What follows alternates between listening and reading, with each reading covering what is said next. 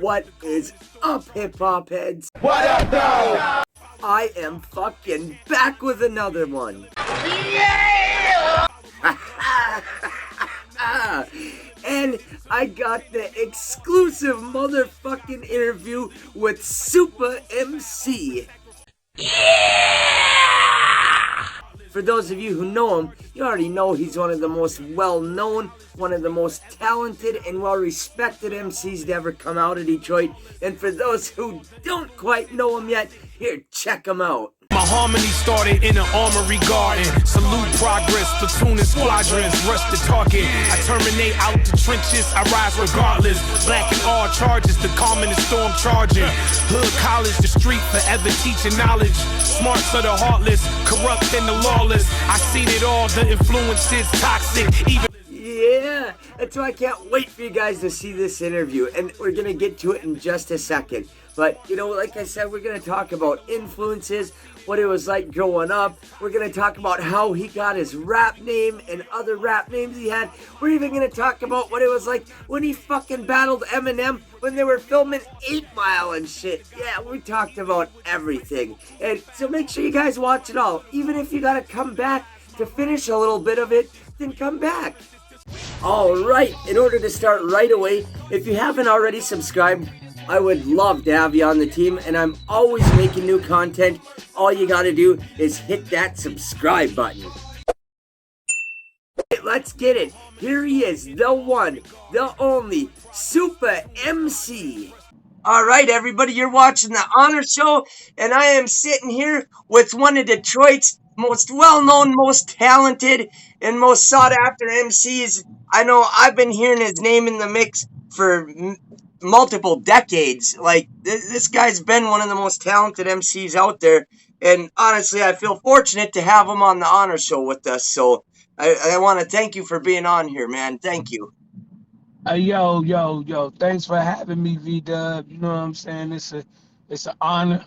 You know what I'm saying? It's a pleasure, you know what I'm saying, to be on this platform, you know what I'm saying, and, you know, to express to the world, you know, my standpoint on hip-hop and what it's doing.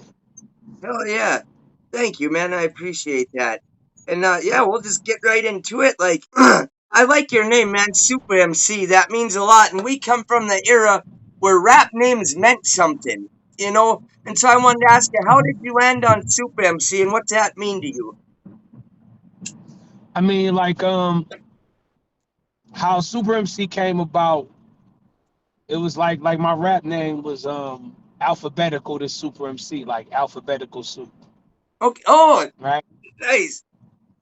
Right. So, like, before you had, like, you know, Papoose and a lot of other rappers messing around with the alphabets and stuff, I was into that. That's what I did. You know what I'm saying? Like, I had a joint called From A to Z.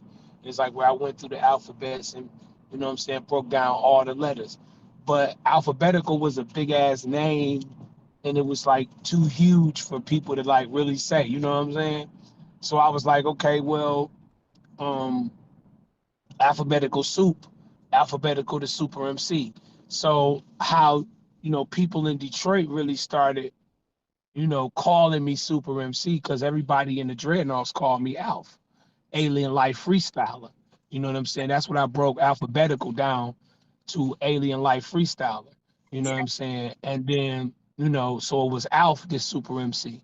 But then after that, I just went with Supa Emcee because that's what I am. That's what I was. That's what I'm destined to be. That's what I am. And that's what a lot of artists should strive to be, a Supa Emcee. It's not just the name in which I chose to be as myself. It is like a marquee of what every rapper should strive to be, a Supa Emcee. You know what I'm saying? In their own way, they should be super in their delivery, super in the way that they put their raps in. But, you know, me myself, I am him. You know what I'm saying?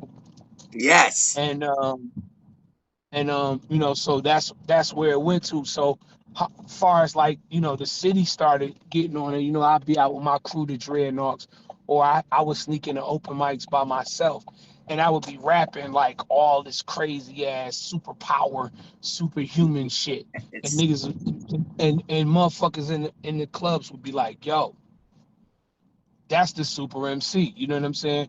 But I was already calling myself that. You know what I'm saying? So you know, that's where it came from, and you know what I'm saying, that name, that title, I've been holding it and been holding it up since then. You know. hell yeah. Hell yeah, dude. That's a hell of a name to hold up to it, man. I'm glad I asked that because that was a wealth of knowledge to learn about you. That I'm only gonna learn by talking straight to you. So that's Hey, dope, hey, V man. Dub, hey, V Dub, people would be like, they would be like I was on some arrogant shit because I called myself that. Like it was like some people like in the beginning, not, well necessarily the beginning, but my comings into the game, like people was just like, like he calls himself the Super MC. He's super like who calls himself that? You know what I'm saying? Like, They so, didn't you know, understand, they didn't understand. I just, I would either have to serve them, you know what I'm saying, or let them know that the skill level is that. You know what I'm saying? right? So Right.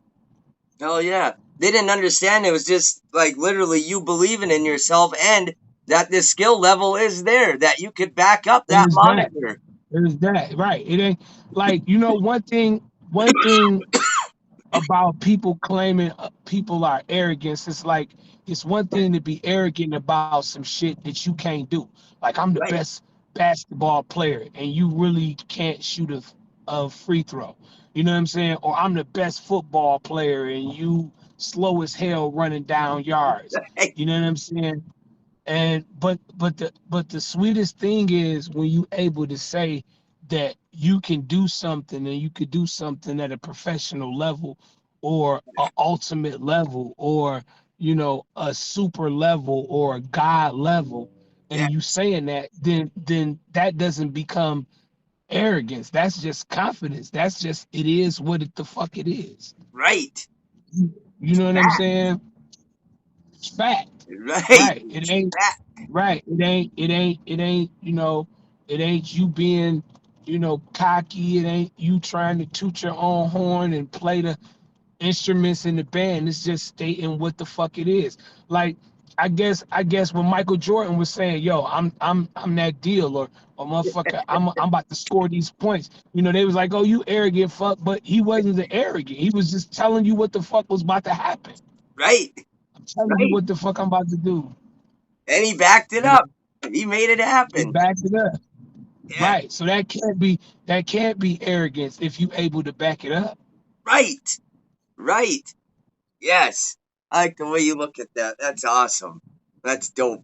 Did you have any well yeah, you had a couple other names then before Super Zoo. What about before like Elf and Alphabet Super? Was that like your first ones?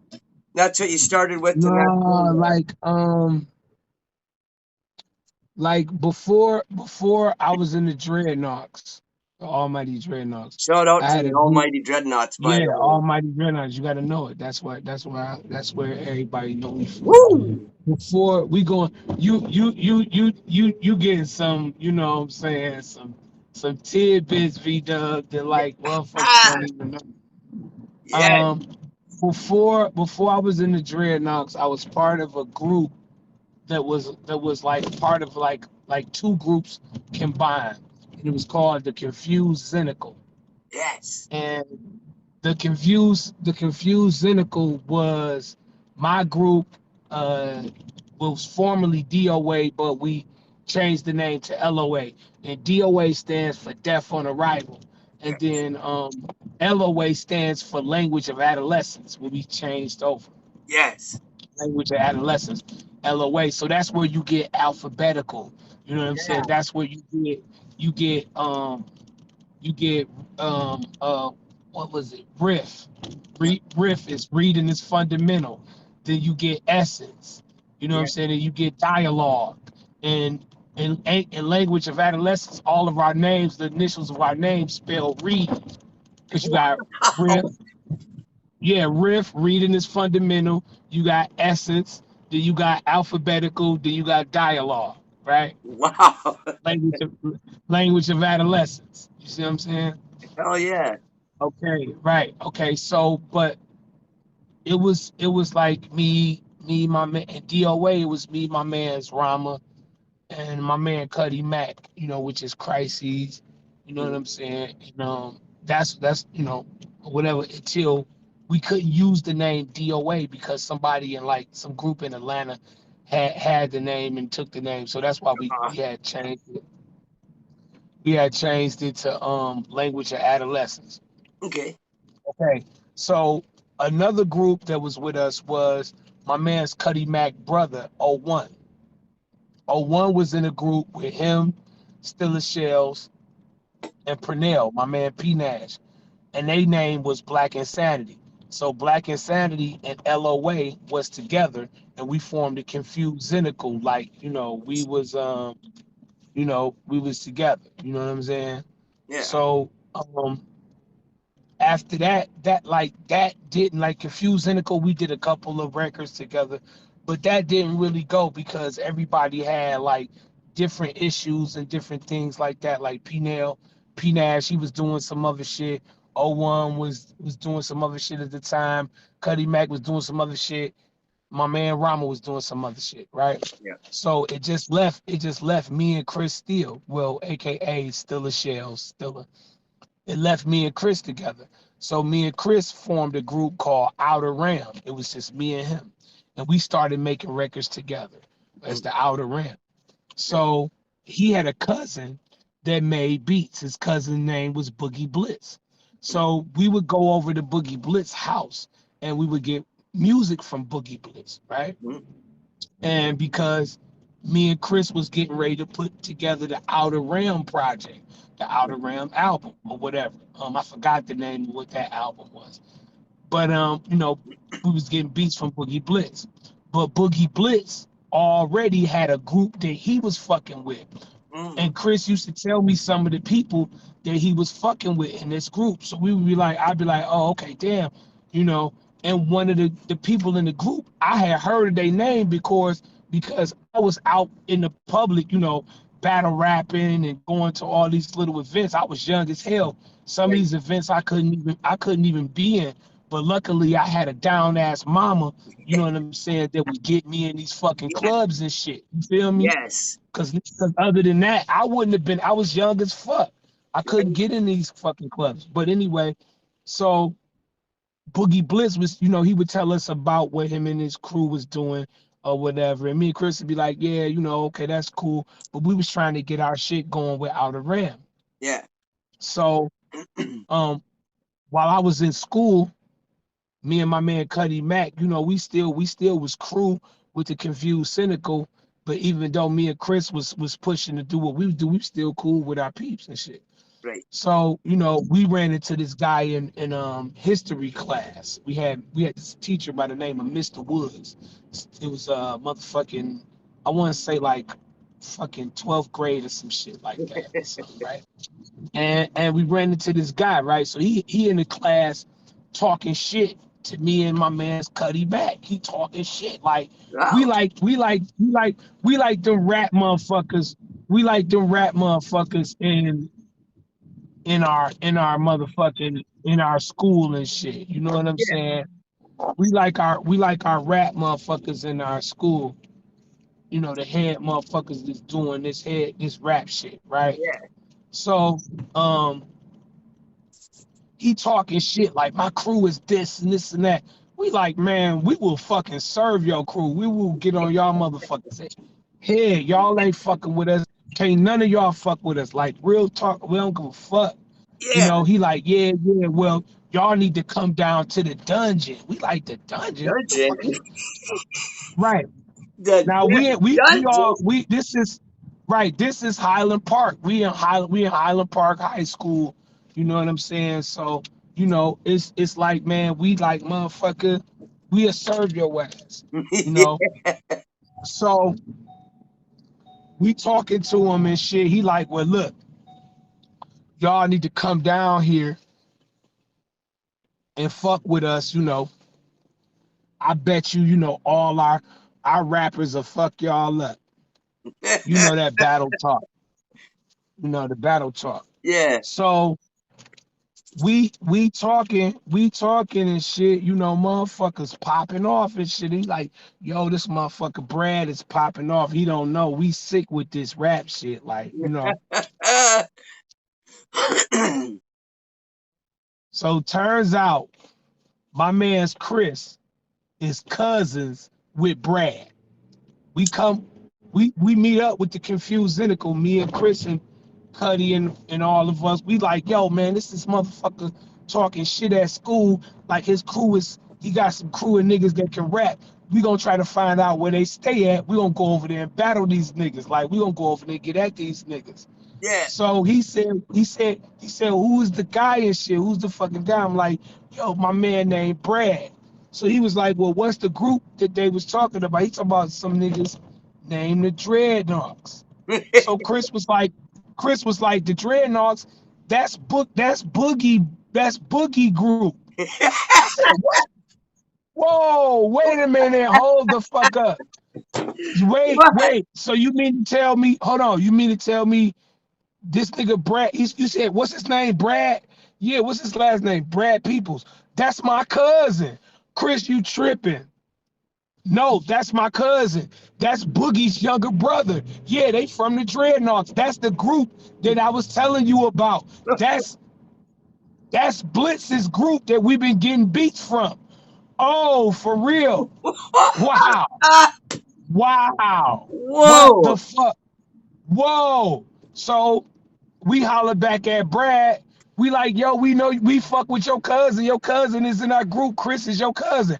Oh, whoa, get the fuck out of here. Oh, so y'all the motherfuckers that cuz rap with. Right. Right. Oh shit. Yo. So we come down to the basement, because Boogie was already telling the Dreadnoughts that he was fucking with a group that his cousin was doing, and he was giving niggas beats. So they already was up on us, but Right. it was just that, you know what I'm saying? You know how that shit is. So Boogie was already fucking with us hard, and he told the rest of the Almighty Dreadnoughts, like, yo, this guy and this guy is dope. We need to, we want to get them in the group. So you just couldn't be in the Dreadnoughts. You just couldn't be like, I'm about to be a Dreadnought. Hey, can I get in the Dreadnoughts? You had to battle to get in the Dreadnoughts. Yes. You know what I'm saying? You couldn't just say you was a part of the Dreadnoughts to say you was a part of the Dreadnoughts. You had to battle. So Chris had to battle to get in, and I had to battle to get in. I battled this guy by the name of The Fugitive. He was, the freestyler of the group at that time, or whatever.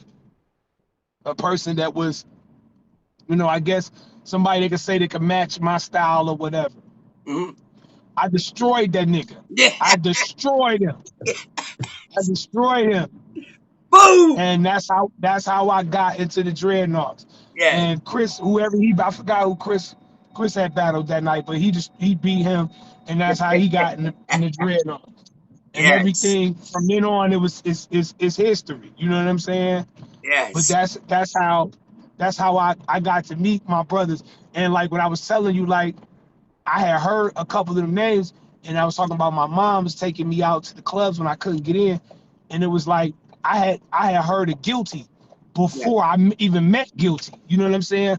Like we was young as hell. We was in the fucking grand quarters trying to get in, and Guilty was in the bathroom like battling niggas, killing niggas. And I was like, they was like, yo, this nigga named Guilty is sweet as fuck.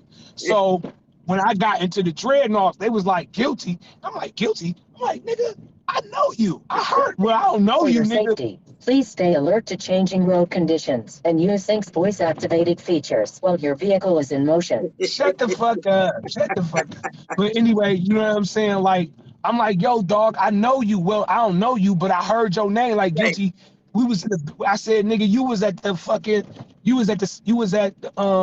the grand quarters rapping and shit one night in the bathroom battling niggas. We was all trying to get in there. He was like, hell yeah, boom, boom, boom. So, and then from then on, we just, we as the Dreadnoughts just grew as a family, grew as a talent. We did the things that we did, you know what I'm saying? You got records from all of us, Yeah. and now that was just going back. Oh yeah. That's dope, dog. That's dope. I see, and this is why I love doing this. I love hearing all this shit and getting, like you said, getting these tidbits that other people might not have heard and getting the history about stuff. And I really respect that battle and shit. And you guys in Detroit have such a rich fucking history of battling and I MCing like mean, that. I love it. I respect the fuck out of that battling, man. because we because V-Dub, we from the building blocks of the battle culture. Like, Yeah, we know that hip hop started in New York. You know what I'm saying? And from there, they gave us the principles of hip hop, the pillars of hip hop in which we stand on, which people would say the elements. You know what I'm saying? yeah, In Detroit, we just stood on that in the beginning. yeah. Of the hip hop culture in Detroit. We stood on that. If you can't freestyle, if you can't flow, you know what I'm saying? We didn't Right. respect the culture of battle rapping today. Like, niggas writing raps and they sitting there studying each other for 4 months, and then you meet up with a nigga and y'all battling. Like, we Hey, didn't do that shit. no, We saw each other. We saw each other out. You had a problem with that rap, nigga. You was now, rapping. Y'all was rapping at each other. right, Y'all was now, battling right then. And right, right now, it wasn't no, I'm about to wait and I'm gonna look at your Facebook for the next right, 4 months, and I'm about to call these niggas that don't like you and get information about how you was in high school, and all that type of crazy shit. Like, no, we wasn't FBI agents with battling. We no, wasn't the feds battle rapping niggas. You know what I'm saying? And we see your ass and talk about how you ain't looking at Dan's hat you wear, how you been walking around for 3 months in them bummy ass Jordans and ain't got nothing, no new ones. You know what I'm saying? We was on that type of shit, right, with the shit, but we was also authentic with it. We was like, it wasn't the thing where, it was like, you about to come and battle somebody with a battle rap. That shit wasn't right, respected. no, Like, that shit was not respected. It was yeah, like, yo, if you can't come off your head with this shit, you know what right, I'm saying? It wasn't respected. right. And that's what I love. I love that battle and shit. And like you said, you didn't just get in the dreadnoughts because somebody said you were nice. You still had to earn that shit in to Yeah, be able to do that. And you went and you wiped the floor with dude, and that means something. That got you in, and that. And I bet you that made you feel like the whole time you were in there, like, yo, I earned this spot, and here I'm gonna kill it now. What? Now that I'm in it, watch. yeah. It don't make me feel like, I got let into the good old boys, Right, network, because I said a few couple of hot lines. right, No, I earned my spot to be in the Dreadnoughts. You know what I'm saying? I earned my spot to be in Detroit hip hop. You know right. what I'm saying? And every day as an artist that constantly create, you earn your spot every day. You solidify your spot every day with the things that you create. You know what I'm Yeah, saying? yeah. Because if you look at some shit though, if you look at some shit, with us artists, or even with a player in any type of sport, you only as dope as your last record, and you only as hot as your last game. Yes. You know what I'm saying? Right. So my thing is, the understanding of being motherfucking hot and all that shit is the continuation of making fire music, the Right. continuation of being a dope MC. Some people in this game, they get to a certain precedence or whatever. They get to a certain acknowledgement of what they want to be in this fucking shit, and then they say, well, you know what? I'm I'm hot now, so Right. I'm just what it is right now. I'm popping. So then they Right. lose the fire that Yeah. made them. They lose the fire that made them hot, and then they go and do a bunch of bullshit, or they go and start to listening to other motherfuckers that's telling them to do the Willy Wonka, fuck shit in the game, and then you got a bunch of,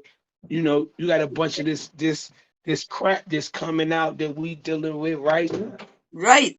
You know what Right. I'm saying? And I used to always say that, like, you'd hear somebody that have a ill CD, an ill album, then the next one that come out, it would just be soft as fucking weird. Like, it's like they lost their hunger, and then they go in the studio and like, all right, this is a job now, I'll make this, and they got producers, and they're just telling them, yeah, do this, do that, and they just listen to that bullshit.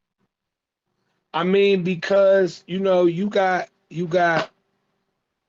got some people that just know what it is to be talented. You know what Yeah, I'm saying? They just know what it is to be creative. And then you got a bunch of motherfuckers that just following the talented people and the creative people. yeah, That's why you got artists that's famous for everything to do with them being famous except the music. Like right, they ain't it's like you got a bunch of motherfuckers that they want to use. Okay, I got a fly ride, I got jewelry, I got a house, I got that. All of that shit don't got shit to do with bars. no, All of that shit don't got this shit to do with hip hop. It solidifies your bars when you say, "Oh, I got a fucking mansion," but you actually stay in the mansion, right? It right, solidifies the bars. But in actuality, you didn't make all of that off of rap. You didn't. right, You didn't. You know what I'm saying? Like right, you look at the culture, you like nigga, you rap, you come out with some songs, you come out with a hot album, you sell this amount of records, you get the money for it.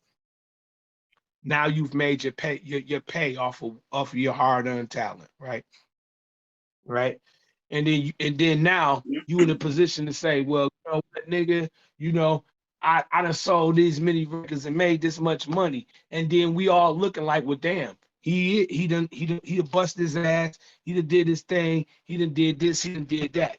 But then you got motherfuckers that ain't did none of that. They got right, a free ride.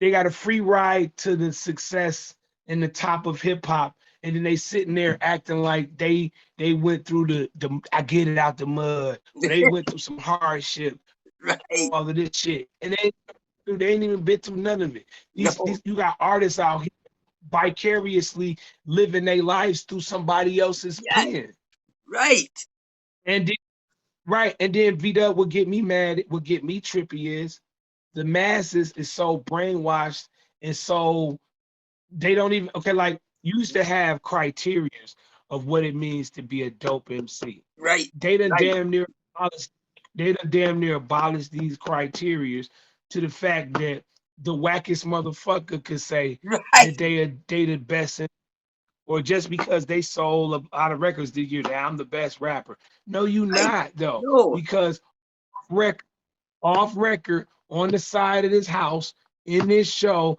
a nigga come and bar your ass to death. yes, yes, Why you sitting there rocking like you know, not no diss to P. Diddy and Mace, but like you P. Diddy and Mace in them right, shiny ass suits, and somebody come throw these dirty ass bars on your ass, this mud rap. ah, They yes, not gonna they're not gonna do that. You know what I'm saying? Motherfuckers is not gonna do that. That's why I always say that people should always respect the culture in a different way. You shouldn't disrespect artists just because they ain't sold a million records when you know the only reason why you sold a million records is because you had a machine behind you pushing that. right, You wouldn't have did you wouldn't have did that if those 100 people or 1,000 people working at this record label didn't click their keyboards, didn't push. You get what I'm saying? right, exactly. They made it happen. It was a fucking part of the beast. Hey, listen, V-Dub. I saw this movie when I was a kid, right?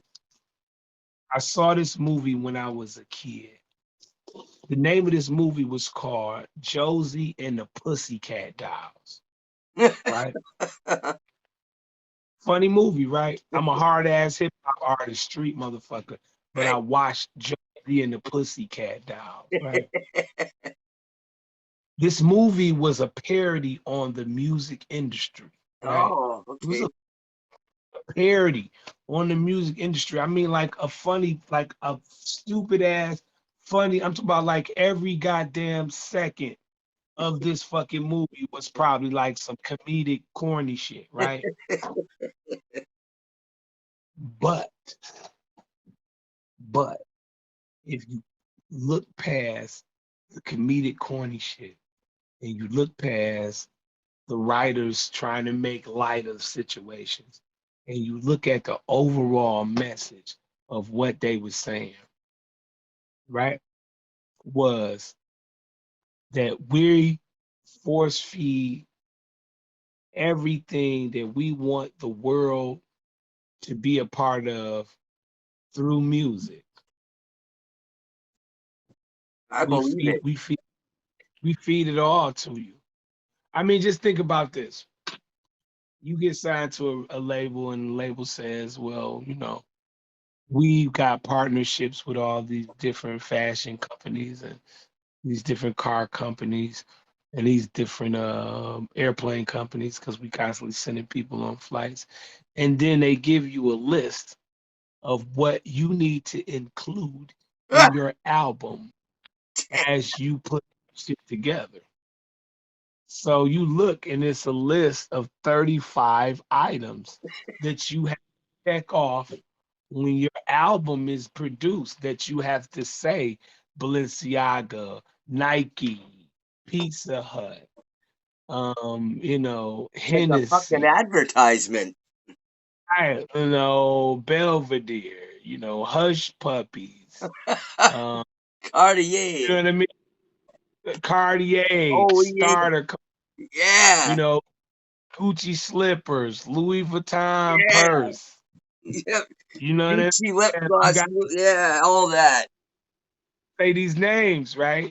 Because these powerhouses have something to do with our label.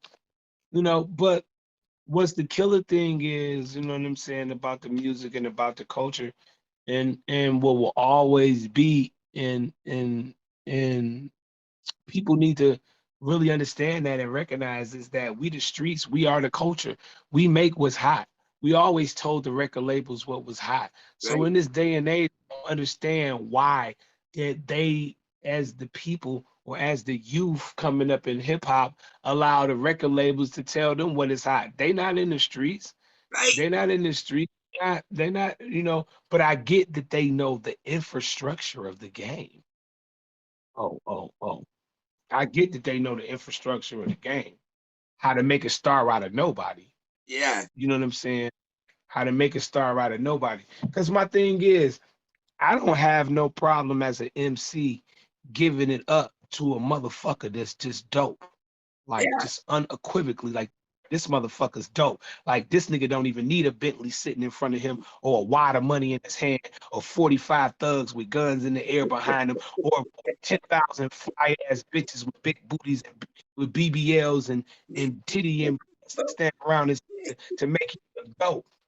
That's what I don't like about this corny ass shit with hip hop. It's like y'all got a bunch of shit to make a motherfucker dope that don't even make a motherfucker dope. No, it don't even work. It don't even work. It makes them look like it's like casting your pearls before swine. It don't make them Right. look any better. You know Pouring what I'm talking perfume about? on a pig. You It know what I'm talking about, Doug? Like my thing is Kobe absolutely Bryant. We only call, God rest his soul, Kobe Bryant. We only call Kobe Bryant the next Jordan is because his game level was that fucking high. right, right, right. You only you only said this man played on a Jordan level. It's 2023. We all got to play on the Jordan level. This go around. You know what I'm saying? But my whole thing is you wouldn't have even compared Kobe Bryant to a Michael Jordan if he did not display that talent, that expertise, that Right, skill level. right. That So drive. how the fuck that drive? So how the fuck do we got in this day and age motherfuckers walking around here saying they this, that, and the third and MCing and they are not displaying Right. this expertise? I don't get it. You know, it's all right. It's kind of a funny story. Like I was working a lot, and I kind of had quit looking for new music for a few years. This was back in like 2014, 2015. I decided, well, I need to hear some new music. What's going on in the streets these days? I need to look for some new artists because what's cracking.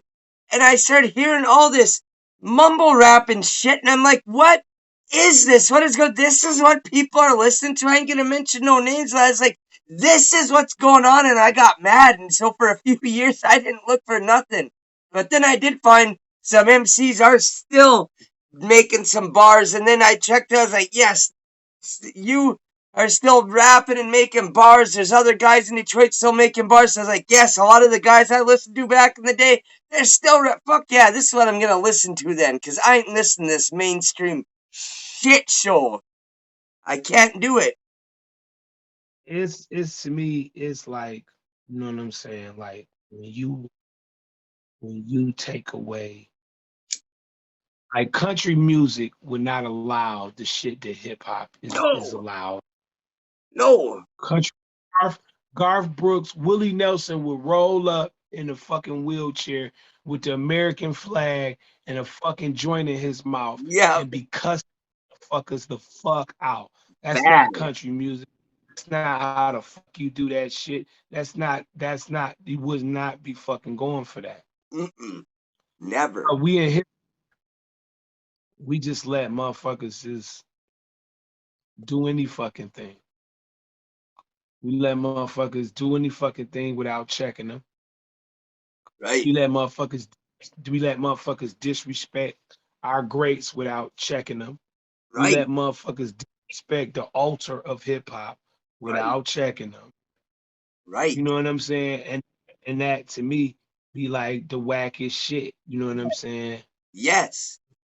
That shit's sacred to me, and I can tell it's sacred to you too, even more so probably, because you grew up and you were battling and you were in the hip hop scene, like and it makes me sad to see that type of shit, and you couldn't have put it in more perfect words that that's they're disrespecting the greats and the altar of hip hop, and they shouldn't like. I like seeing homage getting paid to the greats. I like seeing people get the flowers that deserve them and shit like that. I don't care how famous somebody is. If I like their rap and they're nice, hell yeah, then they deserve it. But you're right. They I they mean, just, they're giving people props just because they see them in a video with things, and they don't even own that shit. Like one time I checked, I paused an Instagram video. The dude had knots like this that were all ones. Big hey man, sad. the whole thing to me is that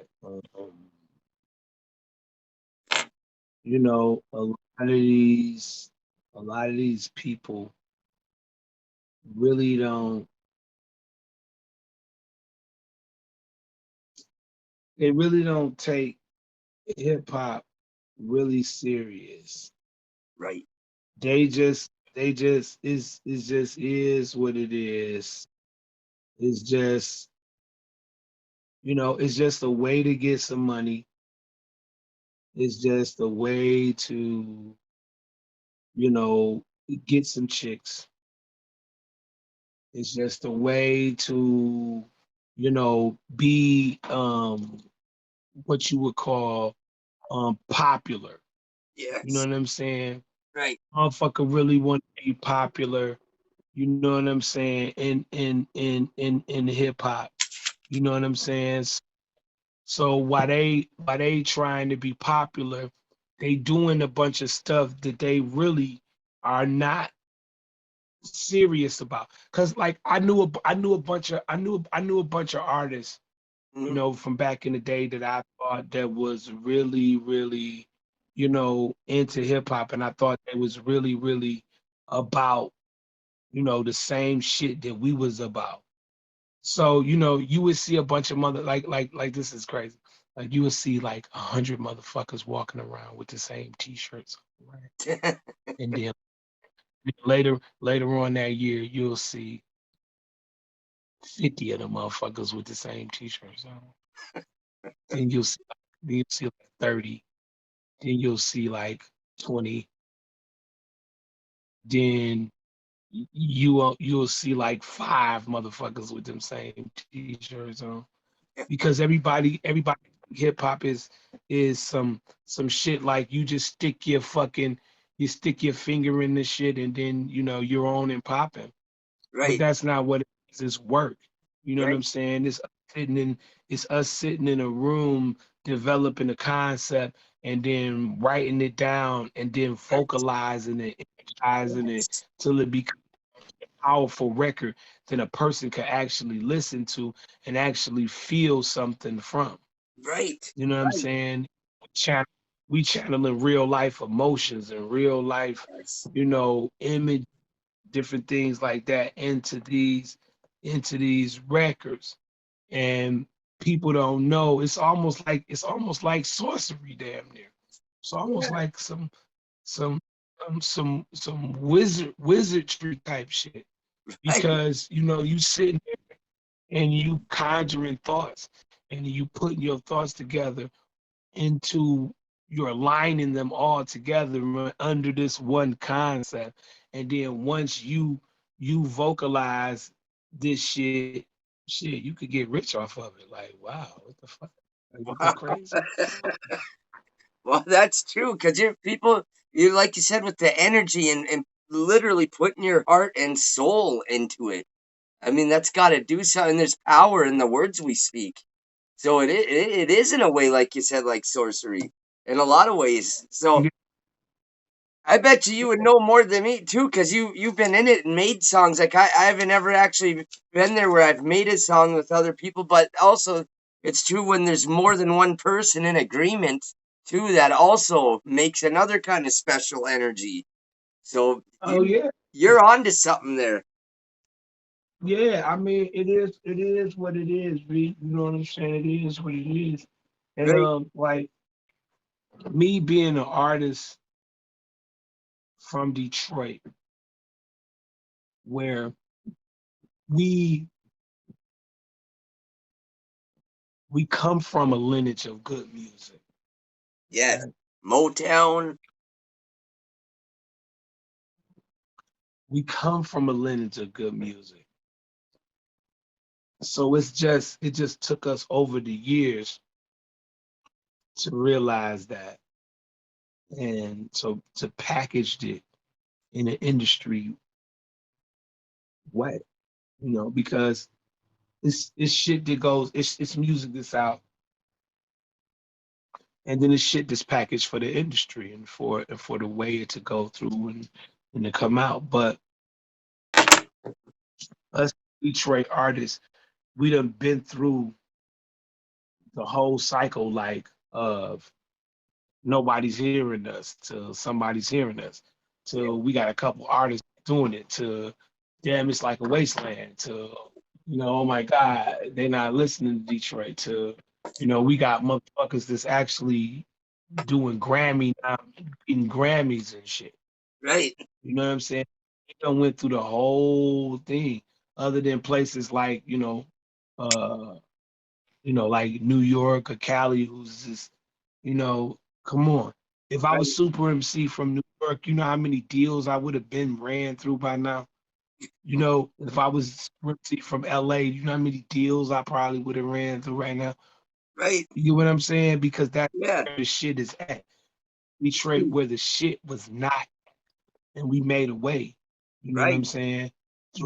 Through persevering, through trial and error, through blood, sweat, and tears, through just making fucking good phenomenal music for not only myself but all of the people that I would consider, related to Detroit hip hop. You know what I'm saying? From the most the most commercial motherfuckers to the most underground motherfuckers.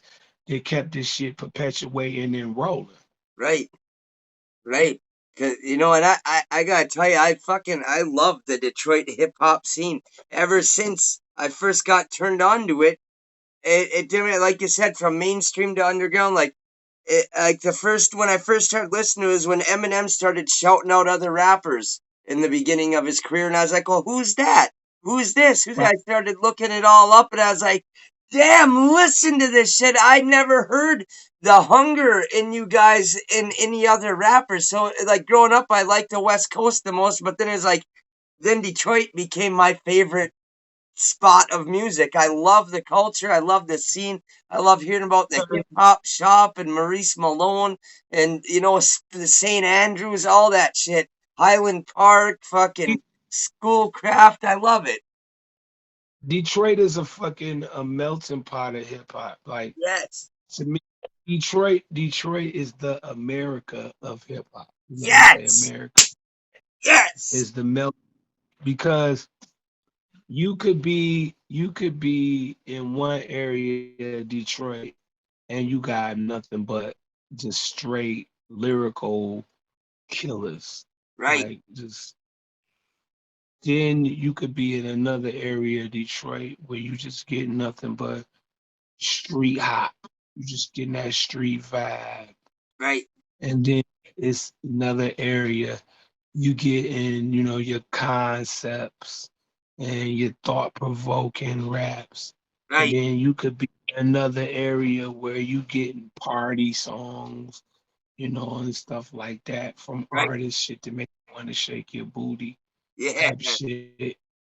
And then, with all of that, we got dope ass singers, we got dope ass poets, yes. we got all Producers. this creative, you know, creativity around it.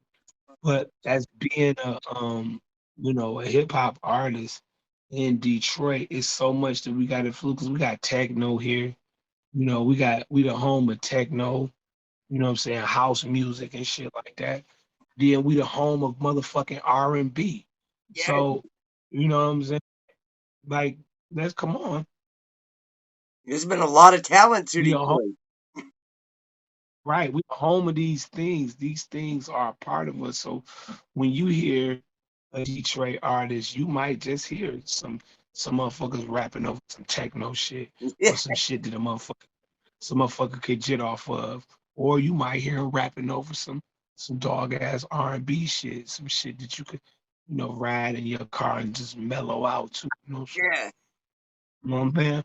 And Oh then you yeah. got some crazy ass boom bap beat making producers. You got some crazy ass fucking trap making producers. You got all of this shit. You know what I'm saying? Even though trap is an Atlanta term, you know what I'm saying? But to me, we ain't come from the trap. We came from the spot. So Yeah, we would have a spot making music. But yes. it is. You know how it is. Hell yeah. But I love it, man. That's dope. What would you say when you were coming up? Because there was a lot of rap and a lot of rappers to listen to and shit. But do you remember, like, who was the first rapper that it really just hit you like that? You thought this motherfucker was just the coolest, and their lyrics were on point, and just thought they had it. That who was one of your first favorite MCs? in life, Yeah. Yep. um, mm, shit. One of my favorite first rappers, hip hop artists in life, man. V Dub. Okay, here we go. Or it We doesn't about have to to be get. like the very first, but just some of your early favorites, I guess. I mean, I'm definitely a motherfucking. I'm definitely like, okay. The first rappers that really had me fucking going. Yeah. Yeah. Okay. Definitely that Run DMC shit. Cause Yeah. they was just this is fucking Run DMC. Yeah. Okay. But the first and like LL Cool J. Yes. LL Cool J, like Yeah. guy, he was just that fucking guy. You know what I'm saying? He was just Right. that fucking all around guy. For But the you. motherfuckers in pop, that like changed my motherfucking whole shit was when I heard Rock Him. Yes. Rock Him, I was like, fuck out of here. Like, you heard, you know what I'm saying? Like, you know, you heard, all this type of shit from all these other rappers. But it was just the way that he was able to put shit together. He had a whole nother vocabulary. He had a whole nother, it was like, I didn't know that you could rhyme like that. Right. You know what I'm saying? Like, I didn't know that you could put words together like that to make them rhyme. You got to know at the back in the day, motherfuckers was on some hickory dickory dock. The Right. mouse went, the Right. clock struck, Hippie to the mouse. hoppity, the hip hop, don't stop. And that was This fly back then. right, this motherfucker talk about follow me to a solo, get in the flow, and you could picture like a photo music. You know what I'm saying? You like Yeah. what? Hey, what did you just say? Right. Wait a minute. And then, like other artists like KRS-One, then like EPMD type motherfuckers, and they whole squad, the Hit Squad, Redman, all of them. You know what I'm saying? Wu-Tang motherfuckers. You know what I'm saying? Yeah. Like the Boogie Monsters, the Flatliners, like groups like that like people really don't know. 'Cause it was, Souls of Mischief, you know what I'm saying? Fucking, just illegal, you know what I'm saying? The what you call it, the youngsters, you know what I'm saying? Like these were like rap artists that we came up with, which would be older. That shit, Crisscross, what the fuck? You know Yeah. what I'm saying? I missed the Like bus. that I never ever do again. You know what I'm saying? Like these were the these were the pieces to the hip hop. Like when you go and look at it, you got like New York had it in a chokehold because that was the mother of it. Yeah. Then she birthed Cali. Yeah. Okay, then when she birthed Cali, here we come with the South. South. Then the Yep. South, then here we come with the Midwest. Midwest. And then you come with all these other people and countries and stuff coming in with the Right. hip hop. But what makes Detroit so great is because we not we just Detroit is really just getting to we doing movies and shit. Like Detroit is doing movies now, It's Yeah. movies we on TV and we on the internet and Amazon and all these different places with these Yeah. movies. But if people really know and understand, Detroit wasn't a fucking movie state. We wasn't like California. People in Right. California, they be walking down the street and they shooting a commercial and a movie Yeah. and another commercial, another movie, while motherfuckers is on their way to work. You know what I'm saying? They used to that shit. You know what I'm saying? Detroit ain't used to no motherfucker really shooting a full-fledged movie like that. I mean, we started getting equated with that since what? I guess in the last shit, I guess 20 years, Like 8 Mile 20 years. shit. Yeah. Yep. You know what I'm saying? And then, they shot some of the Transformers here. They shot what was that? The Gran Torino movie here. Yep. They shot, a couple motherfucking movies here that they shot. And then after that, we here right now where it's it's more, you know, popular for shit from Detroit to really affect mainstream media and the Yeah, culture. You right. know, Speaking of I mean, stuff. Oh, go ahead, brother. I mean, I was just saying because you got you had in the whole thing of coming up, what I'm saying, you had DJ Dez and all them producing shit back in the day. Yeah, You had J Dilla producing shit. You know what I'm saying? You got D12 niggas coming up. You yeah, got what I'm saying, all these different artists and shit like that that's just making all these steps. You know what I'm saying, into procuring um a nationwide eye to yes, Detroit. yes, yes. It's dope. And speaking of when they filmed shit there in 8 Mile, I got to ask you because it's the first time I've talked to you. What was that like Okay. being there and getting up on stage and with them filming that shit and doing that battle there? Tell me what was that like? What was going through your mind, kinda?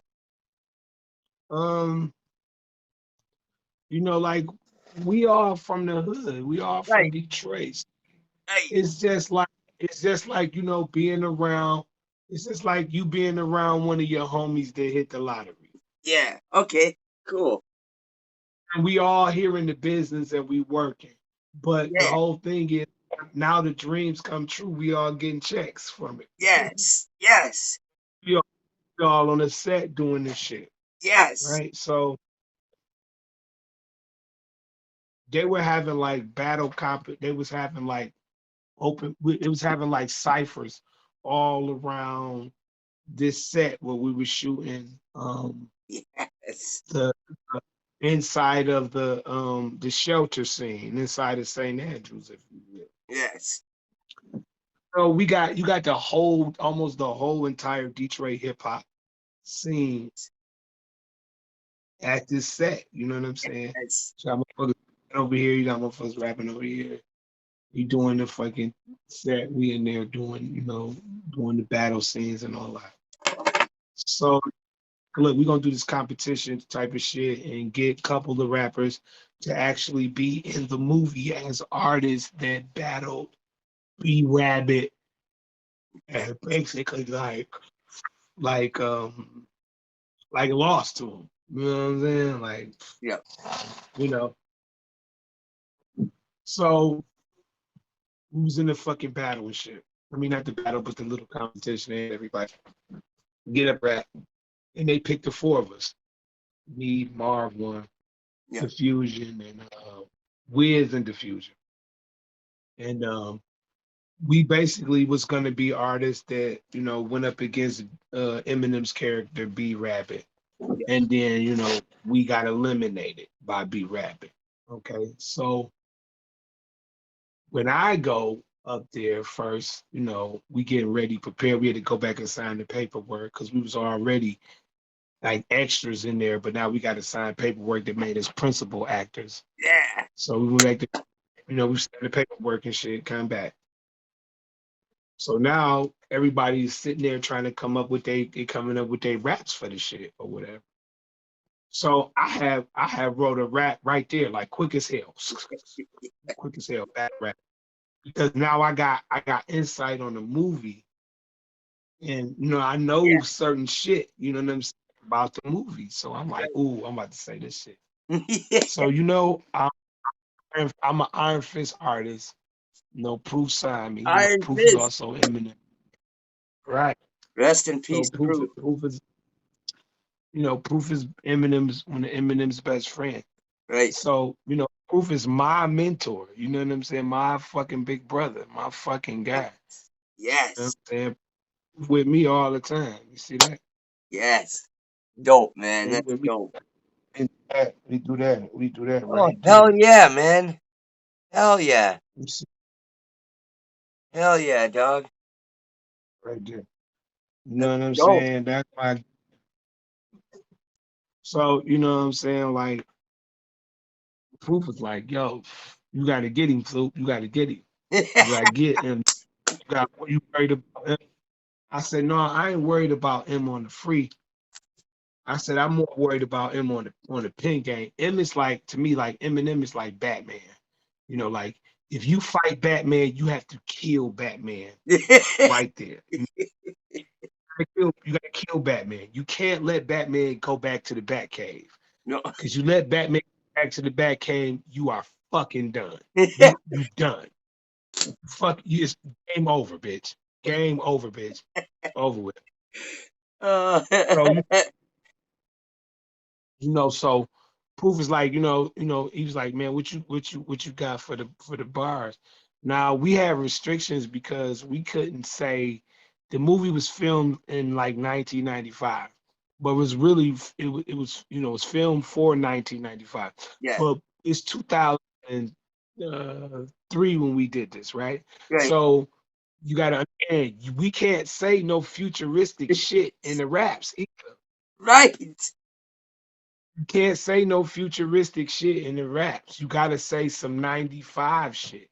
Right. You gotta say some shit that was relevant then. I couldn't have said B Rabbit go down like the Twin Towers. They'd be like, what? That shit didn't even happen in 95. That was I said like talking about Obama and shit. Right. What are you talking about? You know what I'm saying? I'm Osama bin Laden. You couldn't have said that. They were like, what the fuck? They were like, cut. You know, so have restrict on that type of shit too in the verb. That's what they said. So, we like when we did it, you know what I'm saying? It's like, yo, basically we got one take. So if you fuck up, you fuck up. That's just what's gonna be. You know what Holy I'm saying? shit. Right. So I was like, I'm like, shit. I just wrote this shit. I ain't even had time enough to really go over it. I just wrote this shit. I know what the bars is, but I don't know them in the way that I know, you know what I'm saying? Right. I was like, hold on, fuck that. So, me and Proof, me and Proof like God and Jesus with the freestyle and shit. You know what I'm saying? Me and Proof used to get on stage together. We would do this freestyle act where we would call it God and Jesus. We would play like we was God and Jesus. And be doing this crazy like shit, like crazy as shit. Like we would go there on the shit. So doing that, I was like, okay, well look, fuck it. You know what I'm saying? Fuck it. Here we go. You know what I'm saying? But in the whole thing is like in the tapings, right? All of the other artists, they lose the coin toss, and it makes them go. It makes them go first. Then he comes back and rebuttal. On my coin toss, I make them go first, and then I win. Right. You see what I'm saying? Because he wasn't really supposed to rap. It was supposed to be like almost like a montage. But because we were the people going to battle, of course, that whole competition thing. Of course, M is a competitor. M is from the shit. So of course, M like shit. Right. Playing. So he went, and then he was doing the raps that he was doing from the other other battles and shit. Yeah. So this is we up here. Fuck that. You know what I'm saying? I don't play that shit. I don't play that. And then you know what I'm saying? And then we doing it for the movie, so that's where you hear me. I just play into the movie like, hey Future. You know what I'm saying? What I say? Hey Future, how you get Whitey to battle the Savior that's like Darth Vader battling Opie Taylor? And everybody went fuck up. I went nuts. I went nuts. Can you imagine Opie Taylor battling Dark Knight? Like, get the fuck out of here. That's crazy. And all I'm dead, bro. all of that shit to the head. Dude, all that and every every bar after that was off of the top of the head, and I played it like I was in the movie, like we in the movie. So that's why I was making references to the people that he was with, the crew, to his crew and shit and all of Yeah. that. I was making reference to all of that in my freestyle. You know what I'm saying? Because other than just being an extra, I became part of the movie now. You know what I'm saying? Right. And then of course, I want to shine in the motherfucker, so I'm gonna go at him. You know what I'm saying? And You went at him. yeah, I remember uh, before you even started rapping, you got up there. You're like, "What's up, trailer trash?" You went right, yeah, in. yeah, yeah. I went in because I was trying to handle him. You know what I'm saying? I wanted to, like my thing is, I'm a battle rapper. I came up under Proof, in the hip hop shop, and Eminem was before us. You know what I'm saying? And Right. you got to, I give respect to them all day long, because if it wasn't for their efforts and what they done with the music and the culture for also hip hop and also Detroit hip hop, none of us would really have a lot of things to stand on for us to push ourselves and perpetuate ourselves, and to have the world receive Detroit hip hop in the way that they receive it. You know what Right. I'm saying? Dilla Slum Village, you know what I'm saying? Eminem, D12, you know what I'm saying? Like, these are the national, artists that put a dent and a punch into the game that make everybody look up and say, yo, let's go see what Detroit got popping. Yeah. You know what I'm Yeah. saying? And the artists before them, like Merciless Amir, a Smiley, a Detroit Most Wanted, MC you know what I'm Breed. saying? Yeah, MC Breed, Prince Vince, you Yeah. know what I'm saying? You know, like, it's a lot of artists that has done it for Detroit, and each one of these artists, whether they are popularly named or undergroundly named, that's not even the word undergroundly. We just made some new shit. We'll make it one. Underground, right? Undergroundly named. These artists still put the bricks in the yellow brick road to pave the way to this thing we got called Detroit hip hop. Yes. You Yes. know, some got one brick in the road. Some people got several. Some people got a whole fucking block. But don't matter what, it still was paved. You know what I'm Right. saying? For us to get there. Is what Right. I'm saying. Still contributed. It's like I appreciate Eminem doing them shout out, or like on Obi Trice's second CD on that song There They Go. He had Big Herc on there with Eminem and Obi. I was like, Big Herc, who's Big Herc? And I heard his verse and I went crazy. And now I listen to him, I listen to both his sons, I listen to all of that Big now. Big Herc and Rock Bottom, you know what I'm saying? Yeah. They paved the way for Detroit hip hop as well. You know what I'm saying? Because they are the legendary Rock Bottom. They are a pivotal landmark in Detroit hip hop, along with the Street Boys. The Street Lords and East Yeah. Side Cheddar Cheddar Boys. Boys. You know what Lords, Cheddar Boys. You know what I'm saying? Like, these are the fundamental of hood rapping. These are this is the bricks. This is that hope motherfuckers want to listen to on the record that you are getting from these artists that they gave you, their birth to KDZ, you know what I'm Yeah. saying, or birth to Calico, you know what I'm saying, and different things like um like I said, Detroit is a melting pot of the hip hop culture. You're not just gonna get one way of hip hop fucking with Detroit. You get all kind of facets. You're gonna get that drill shit, you're gonna get that trap shit, you get that hip hop shit, you're gonna get that street pop shit, you're gonna get that gangster shit, you gonna get that booty shaking shit, you gonna get that freak shit, you gonna get that party shit, you know what I'm saying? You know what I'm saying? You gonna get that ball, you'll get all that type of shit Hell from yeah. motherfuckers. You gonna get, you know what I mean? It's like, okay, it's like if you can go to one state and say this state is about that with the music, you would get that, right? You can go to this state and say this state is about this type of music, and you would get that, right? But you come to Detroit, it's like, man, you gonna get all kind of shit Right. because we we we are like I told you before, V-Dub, like Detroit is the America of music.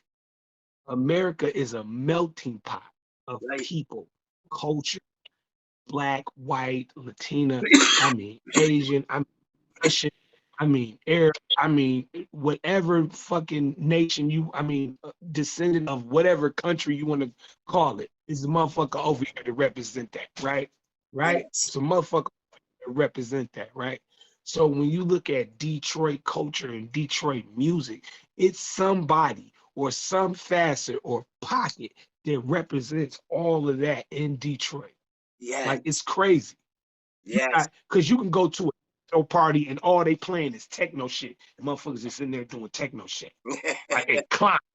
You go to a party playing nothing but some gangsta ass shit. You go somewhere they playing nothing but some hip hop shit. Motherfuckers is on some hip hop shit. Then motherfuckers got it playing nothing but some turn up ass music. Motherfuckers just in there turning up. Or it's just motherfuckers playing old ass shit. You know what I'm saying? Like whatever. But our music is defined by the struggle in which the Detroit artists have. And all of us have that unique same struggle because we coming from a place that ain't really got those outlets for motherfuckers to get out until this internet shit came about. You know what I'm saying? Now you got, online motherfuckers, but still, you get what I'm saying? Right. Talking about V-Dub, but still, you know what I'm saying? We Yeah. come from Absolutely. we come from the place where you couldn't walk. Like just think, I'm in Highland Park. I ain't too far from downtown, right? It ain't like I can go downtown and it's 50 record labels down that bitch. It ain't Right. that. Right. It ain't never been that either. Not even close. Not even close. You get what I'm saying? Where a Right. motherfucker can go downtown, catch the Woodward bus. Listen to that.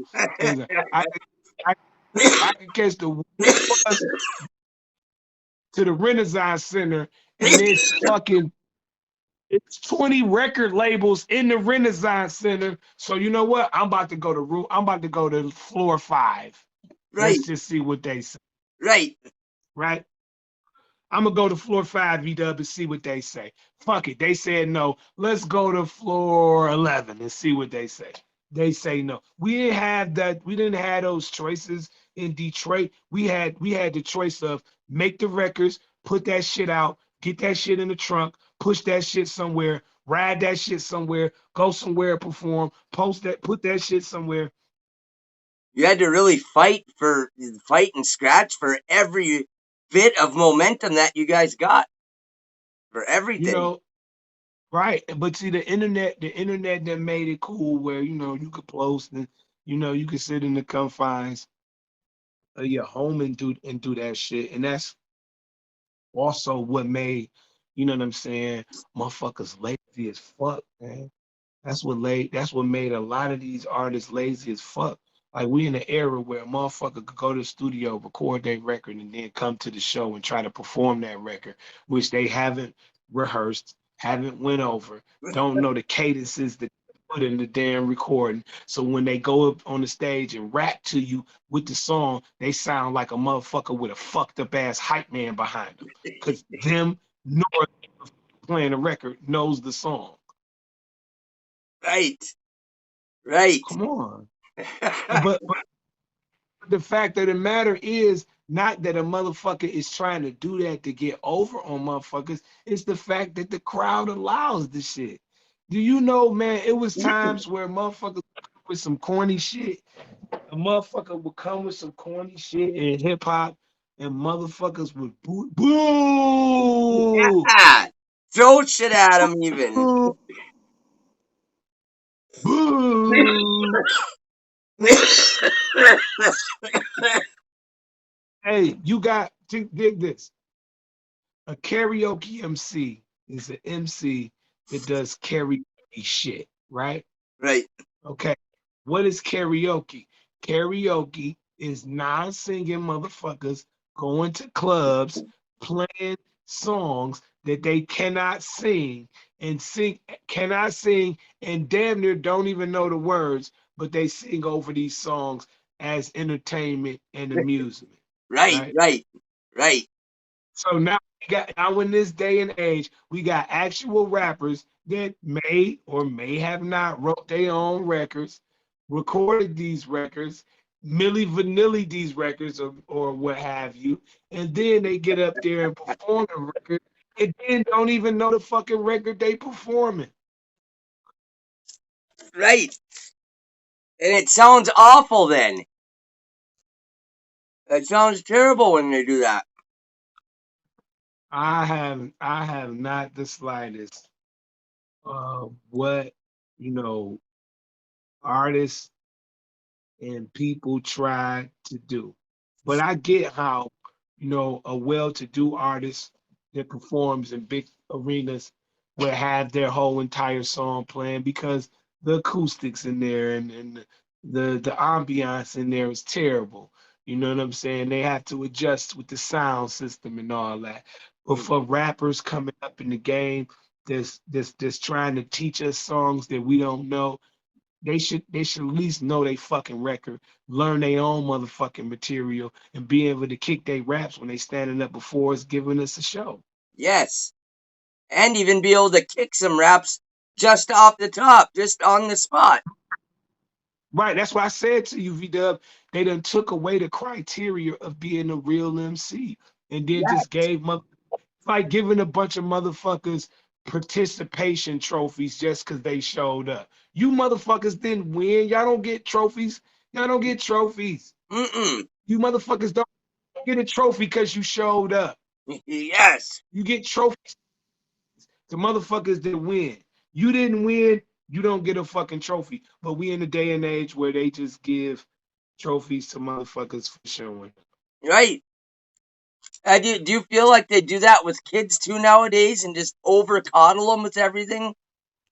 Yes, they do, because I done said certain things about some of the young kids performing. They was like, they just kids. Well, they wasn't, the adults when we was coming up with this hip hop shit, they wasn't like that with us. Oh, they just kids. They Right. was like, yo, you better be fresh and you better be dope or your ass ain't getting on this stage. You better be fresh, you better be dope or your ass ain't getting on this stage. You better be fresh, your shit better be dope or we ain't playing that shit. Your shit better be fresh, your shit better be dope, we ain't playing that shit. Right. Straight up. They didn't cut him no slack. None. In the day they be like, and this what killed me is like, even with the kids today, some of their parents know what real hip hop is. Some of their parents know how motherfuckers, rap and hit shit on the beat. They go to the concerts all the time. Right.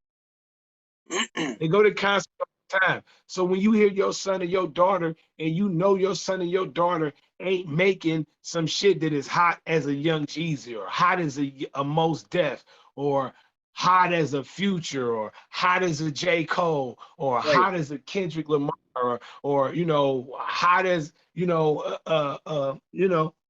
any type of motherfucker that's making some hot shit. You know it when you hear the shit. Right. So you got a front, and like my thing is, okay, like you have tryouts. Like back in the days, they had tryouts for shit, right? Yeah. And first of all, the people that actually showed up to the tryouts basically had the heart to think that they can do some shit. Right. Right. Now, at the tryouts, and you pick the people that you're gonna have a part of this league or whatever. Now it comes into who can actually do the talent, who can actually withstand it, and then that's how you deal and work the bias and the basis on who these fucking people are gonna be. Right. And it's not a bias to choose athletes that are actually great in the sport. Right. Right. No, hey, when you was playing kickball or or basketball or any fucking game you was playing as a kid. Nobody wanted to have the weak motherfucking player on their team. Right. Oh, there goes Ralphie. He can't really dribble.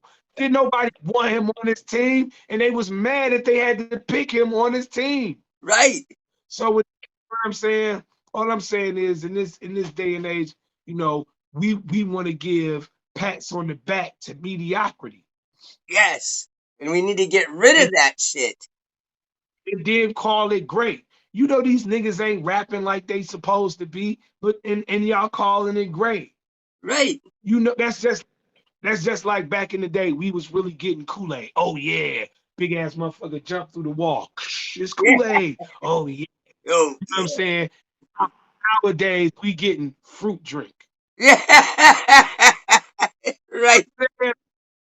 We used to get Kool-Aid. It used to be a big ass motherfucker that would tear your house up coming through the wall. Boom. And There's the Kool-Aid boom. man, kids.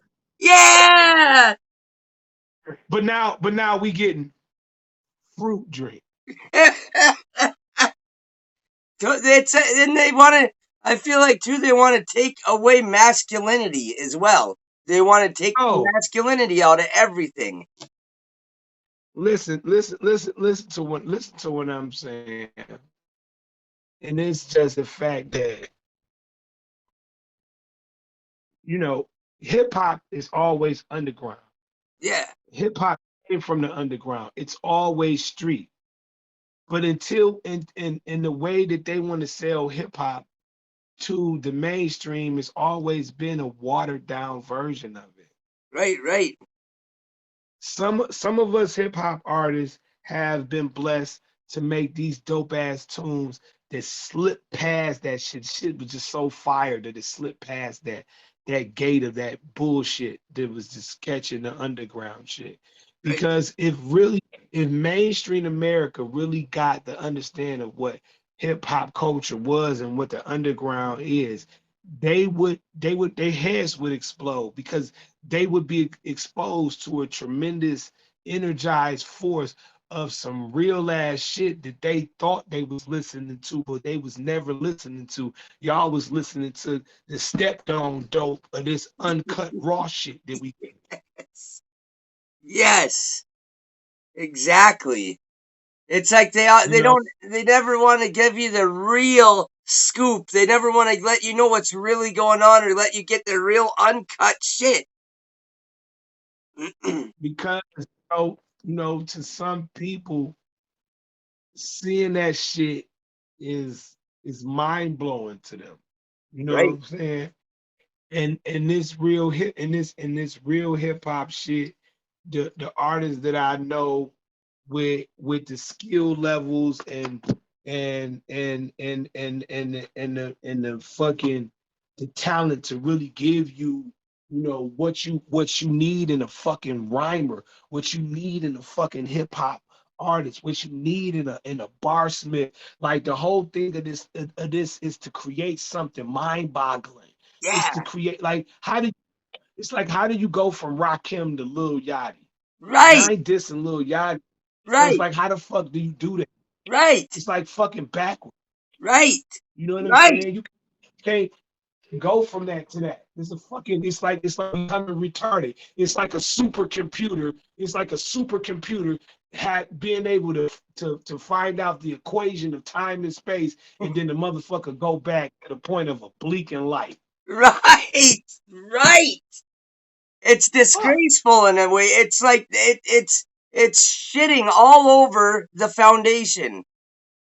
Right. It's shitting on all these Great. talented people came Yeah. before us, tried to find some ingenuity or some innovative way to Right. create something and build upon something that we hold at a great esteem, Yes. only for generation to come and say, fuck all that and tear it all down and Right. recreate fuck shit or some bullshit ass parody of something great that we put forth.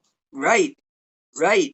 And so like you said, instead of building upon it and giving homage and saying, man, this is what these guys did. And honestly, the guys that came before this generation, you guys put in real blood, sweat, and tears, and people fought for the right to even have the freedom of speech on a record and all this shit and all the shit that went into it. And now they're just saying, well, I don't care. I'm just going to say Gucci bandana, Gucci bandana, Gucci bandana 50 times. And that's what rap is. Yeah, but to me, like when you look at stuff like that and we get mad about it and we joke, but then you got to understand it. What's the level of what they teaching at schools? Right. What level of what they giving the kids at school, and what's the level in which they learn and being educated in schools. You know what I'm saying? That's why, the average motherfuckers, you know, uh, focus span is goddamn less than 5 seconds. Yeah. And they are dumbing stuff down at schools. They are they're purposely dumbing shit down to the Okay, kids. so if everybody's attention span is 5 seconds in the year 2023, what would their attention spans be in the year 2033? Holy man. Terrible. With all the phone and shit, if aliens came down here, they'd already think that we'd been brainwashed by somebody else, by something else in the phone. I mean, listen to this. If the power went out, like we had a blackout in Detroit a couple of years ago, a lot of years ago, Yeah. and then motherfuckers was around this bitch for one, going crazy and shit. But you know who wasn't going crazy? The elders. The elders Right. was like, they was like, what? We grew up with no lights. We grew up with hunting in the dark. We grew up with, you know, they wasn't like that. Everybody, oh my God, the lights is out. Oh, we can't watch TV. You know what I'm saying? Like, you know, we already know what people's brain is stuck to in Right. this day and age. And it ain't gonna do nothing but flatten this, get smashed and more smashed up against to what their brain is already stuck to. This thing that we on right now. And until, people can free their minds, and that's when you're gonna get better creative motherfuckers. Because all you got is motherfuckers watching somebody do something and then they copying it. Watching somebody do something and they copying it. Watching Yeah. somebody do something. Watching somebody do something and they copy it. They trying to follow with this. You know what I'm saying? It's a lot of rappers around here. We talk about hip hop like we is. There's a lot of rappers and a lot of artists out here that sound like other motherfuckers and they can't even tell that they sound like other motherfuckers. Right. And that's the crazy. That is the crazy part where, because a motherfucker told me, they was like, you know what, Soup, you sound like Nas on this track. Okay, I may have sound like Nas on this track. And motherfucker say, oh, well, Soup, you sound like DMX on this. Well, damn. Okay, I may have sound like DMX, but then I'm looking at both of these niggas contrasts and what they call, this nigga said I was Nas, and then this nigga said I was DMX. That's crazy. That's two different extremes, ain't it? Right. Right. Right. So Right. they That's can't say you consistently sound like one guy all the time, like you copied some guy. But these other cats, yeah, they sound like a generic version of the same thing. same thing. I said, okay, well, maybe when I felt that track, maybe I was pulling out from my inner Nas. I don't know. Maybe I was felt this track and I was pulling from my inner DMX or whatever, whatever. But Yeah. you can't even say that I sound like any of them because I don't. No. That's just in the midst of what I may have gave that vibe to somebody. But I'm not talking about that. I'm talking about an actual person who, you actually hear their music and they are like living vicariously through another artist. I'm talking Right. about pen, slang, everything, like damn near, reciting these motherfuckers' raps, but with different feelings, Right. They're just you know? rearranging shit. And I can tell you, Doug, you do not sound like anybody else. You have your own flow, your own cadence, the way your deliveries and punchlines go. I know when I'm listening to one of your flows and shit when I got that on there. Even your freestyles, man, they're on point. I can't see how anybody could say you sound like anybody else. Because Yeah, I've never thought just you sounded like anybody. that's why you can say that some of these people and a lot of these people don't even know what the fuck they listening to. No, no. Because they can't. Like I be wondering sometimes, like, is motherfuckers listening to what the same shit that I'm listening to? Right, Because and I'm not saying that everybody's gonna judge and look at, you know, uh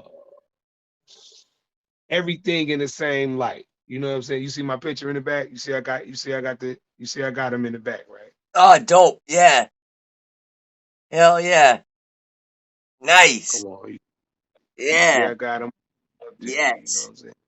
But Hey, I'm not everybody's gonna judge that in the same thing, but I don't believe that a lot of people be actually listening to what they hearing in a right, way that they should be listening to it. So you right, could totally understand what the fuck you listening to. You see, I right. got him. Yes, I love it. I bought that album as soon as it was out. I still bang it. I love that shit. I did a review on that song with him and Firstborn, that Black Chris Brothers. I did a review on Yeah, that shit too. That shit was yeah, hot. that shit is dope, man. But it's just that motherfuckers don't be taking this shit serious. Like they Right, just look at it for what they can get from it, or what they can muster from it, or what clout they can get from it. right.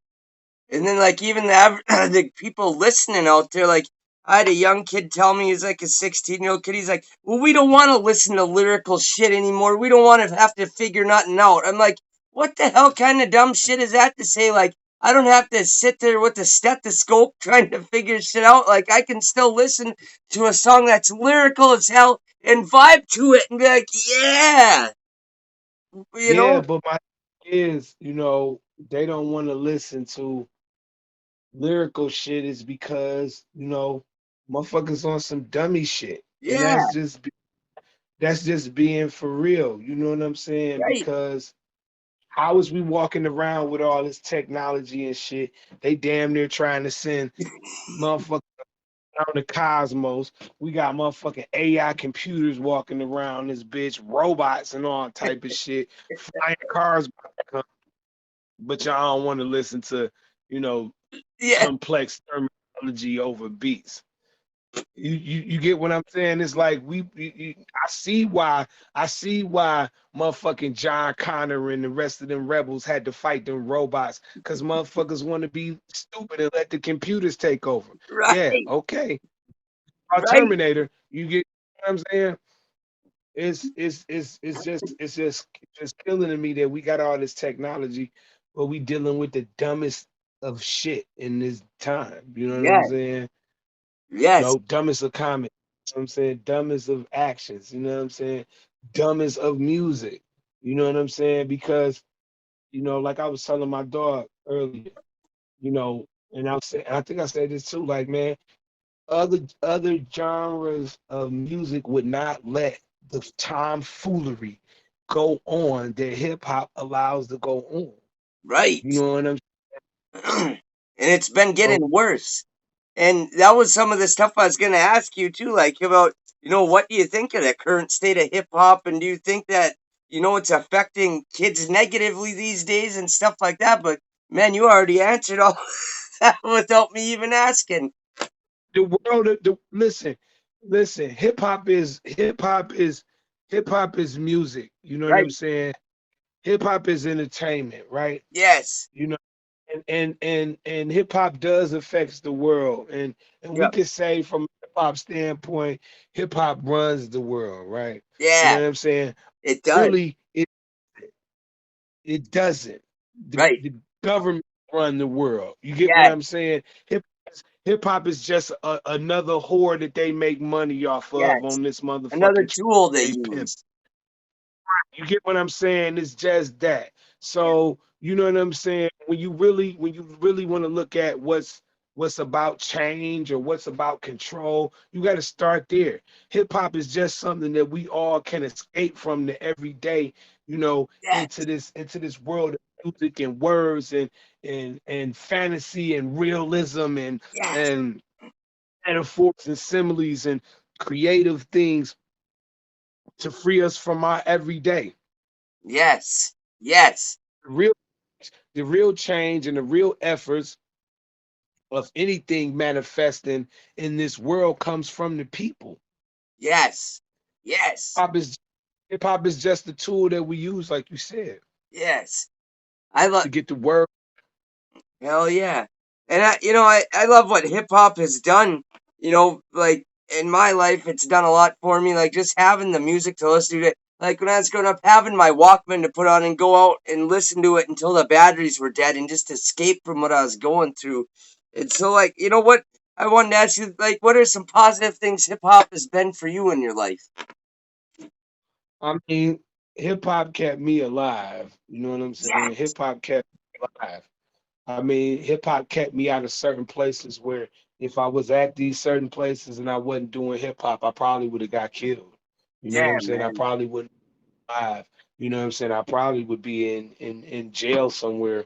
You know what I'm saying? If it wasn't for the times I was in the studio or the times that I was sitting back, trying to write some dope ass rhymes and stuff like that to do. You know what I'm saying? It's like, um hip hop for me, like I said, it was the vehicle that I escaped from, the stresses in the street, the stresses in my home, the stresses in my everyday life. You know what I'm saying? It was the place that I knew that, once you turned on the music, you know what I'm saying, everything else was like, who gives a fuck? You Yeah. know what I'm saying? Yes. And hip hop has always been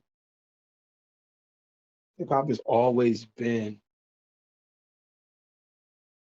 that one thing that allowed me to be able to stand on Yes. and say what I needed to say, no matter how harsh, no matter how nice, no matter how soft, no matter how delicate, it didn't matter.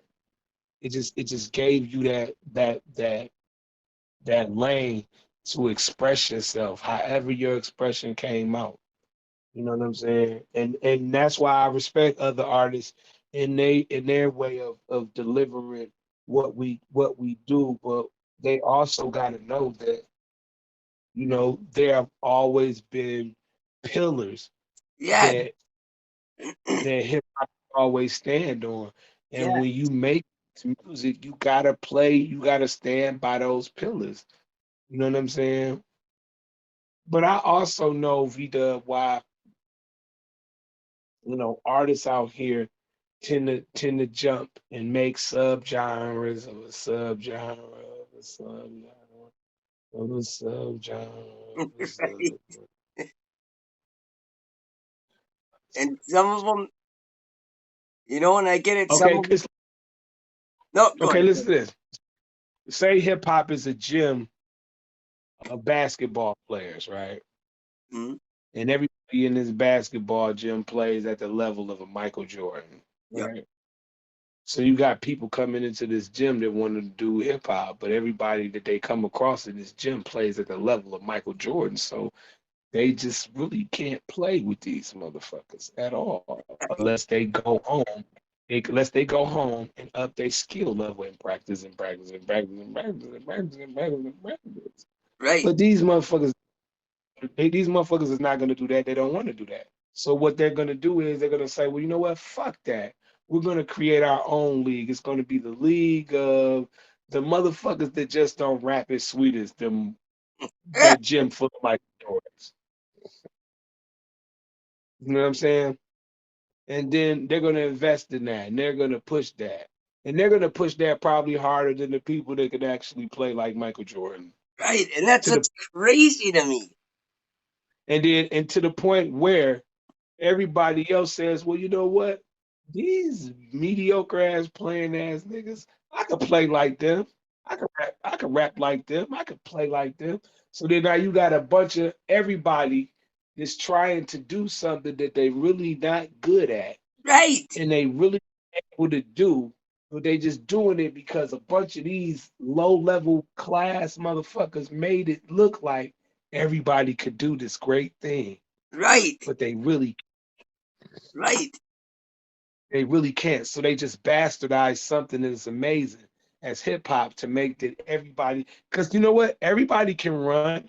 You can get out. You can get up right now. You can run upstairs, Right. but you ain't no fucking Olympic runner though. No, I ain't no fucking Carl Lewis. Oh no. Hell the fuck no.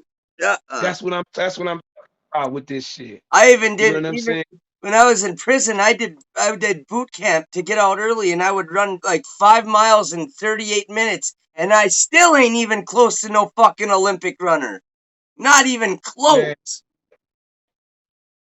I'm just saying the fact that I'm just saying the But no, fact it's that, a good analogy. What that? Because it's like what you're saying, man. Like these cats, that's like the equivalent, like Carl Lewis compared to me running through my living room. But right, that's what is so but you crazy to me is these record companies push that shit instead of going and getting these guys that are the shit. And it's gotten to where like a lot of guys I talk to and that I interview, because I only put guys on the show that I think honor hip hop. That's why I call it the honor show, because the only right. people that I think that honor it and are one of the best to do it come on the show. And I've heard a lot of them say like, fuck a record deal, fuck this mainstream shit. I want to stay underground because that other shit's too goofy.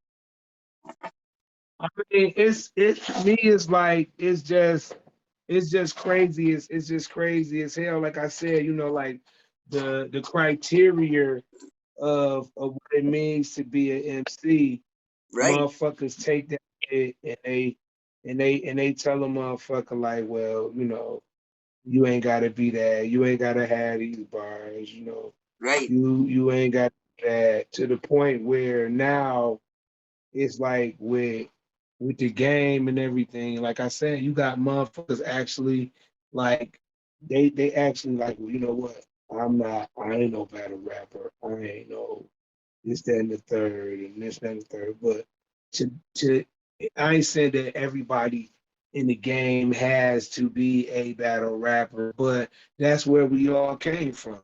You know, yeah, we came from the lunch room, banging on the tables, trying to show everybody who was the best rapper, who was the most skillful, who was the motherfucker that had the talent to do, you know, what we all was trying to do to the best of that ability. And that's what that was. It was a competition. Then after that, you know, everybody, you know, grew up or whatever, and they either kept on battling or they just moved on to try to make it actual records. And that's what the whole thing was. It was, you know what I'm saying, to right, like battle rapping was just to solidify you. I mean, niggas get paid off of that shit like a motherfucker. And I'm not napping none of that shit.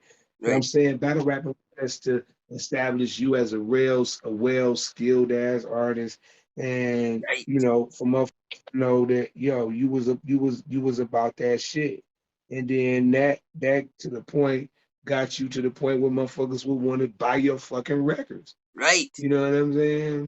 right. And in my opinion, it takes a lot of balls to get up there and battle motherfuckers and to be a battle rapper. And honestly, a lot of my rappers that have become my favorite rappers came up battling. You know, all the guys from Detroit that I listened to, all of them guys, you all battled and came up in that shit. And that's, it's like, it's almost like you battle rappers are in a whole nother skill set than these guys that never did it. Because you want to you want to know that, like, I guess, you know, even for me, I always wanted to know, you know, how my favorite rapper was received by, you know, everybody. What was the criteria that made him this dope of a person, or this type of artist, or what made him greater, what made him, you know, XYZ or whatever. And Right, I know that what we came off of and what we knew there was about, the culture. It was like, yo, these are the things that made you a dope MC. These are the Right. things that made you one of the best MC. These are the things that made you, respected as an MC in the game. You know what I'm saying, and stuff like that. Because it's like the whole thing was to be respected. The whole thing was to be, respected as a real life as a real life person. And motherfuckers had to respect you for what you did. Right.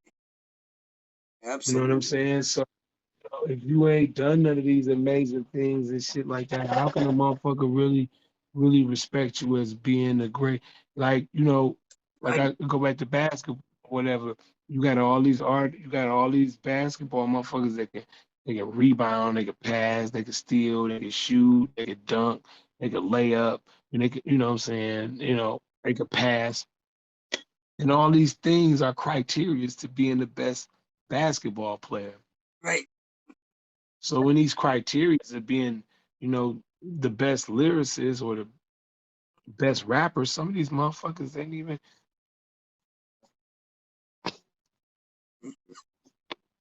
man. Right. It's crazy. Who would you say? Who would you say are some of your favorite producers in the game?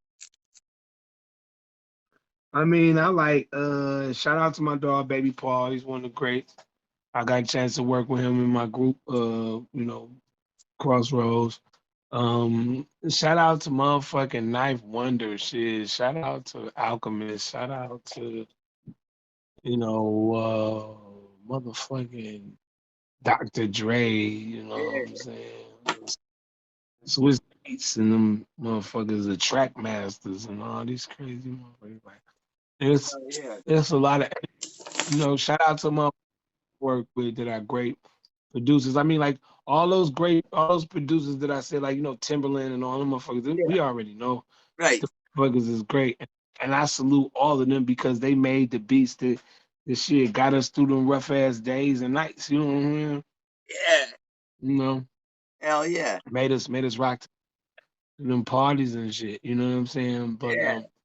like, and shout out to all the producers that fuck with me on this coming album, Obsidian. You know what I'm saying? That I'm getting ready to drop, Sunboy Records, When's it gonna Proven drop? Records. Hmm? When's it gonna drop? We don't actually have a date yet because I'm Okay. still in the process of Well, mixing and mastering. when you do know, you let me know, and I'm gonna fucking blow it up all Uh, over my show, Twitter, Instagram, YouTube, whatever platforms I got. I'll put it all over that shit. Cause hey, you, hey, cause, when oh, they go ahead, get brother. ready, when they get ready to come out, V-Dub, I'm definitely gonna let you know. We just in the process of mixing it. We finally here. It took us a while to put this album together because I came out of that no accident situation. You know what I'm saying? Where I almost lost my life. You know what I'm saying? And Damn. it took me a while. It took me a while to heal up and to get back right. You know, it take long, long, long, but it took a while. To get right. Right. And this album is a reflection of the journey that Okay. I went through, the things that I seen, the things that I had to go through, you know, and the audience and everybody that's, those type of people that will listen to something and see the movie and the music. You know what I'm saying? See the Yeah. movie and the Yeah. music. Absolutely. They'll they'll be able to to see what I'm talking about and where I'm going with this record. Or other they might just be walking around like, what the fuck is he on? That's cool too. You know what I'm saying? Well, see, I You know know, what I'm like, saying? you paint a good picture with your words, and I like to dissect lyrics. Like when I'm listening to music, I like to try to listen for every double entendre, punchline, metaphor, and really try to hear all of it. And it might sometimes even a year later, I might be listening to something and get hit. Bam! Oh, damn! That's a whole. I didn't even think of that. I like Right. that kind of shit. That's how you know that that's how you know you listening to a thought provoking person. Right, That's because if somebody's line could leave you with an everlasting thought process on that, and then every time you hear that, you're discovering new ideas in what you've already heard. That is impressive. right. That is that is impressive for an artist, and I guess that's the reason why we call it a flow, Yeah, because water does change. You know what I'm saying? Water has the ability to change. right. Hell yeah. You know, And that. you you hear it as one shape, see it as another, and then realize it as a whole nother shape. Right. You know. Yes. Yes, that's why I think a lot of people, the people that actually listen to rap and shit, yeah, they're gonna love your new album, man. And you got quite a good discography. You got enough discs to get lost in. Um, and they're all dope. They're all fire. What would you say is your favorite album of yours? Um, huh, I would say, okay, okay. I would say that this album is my favorite album. Oh, okay. I would say the Obsidian is my favorite album, but like out of all of the records that I put out, I feel that this record that's coming out is my favorite because like The Immortal was my favorite album because of how that album was designed and how we went there with that. And then The Hood Hero was mine too at one point in time. Yeah. You know, Yes.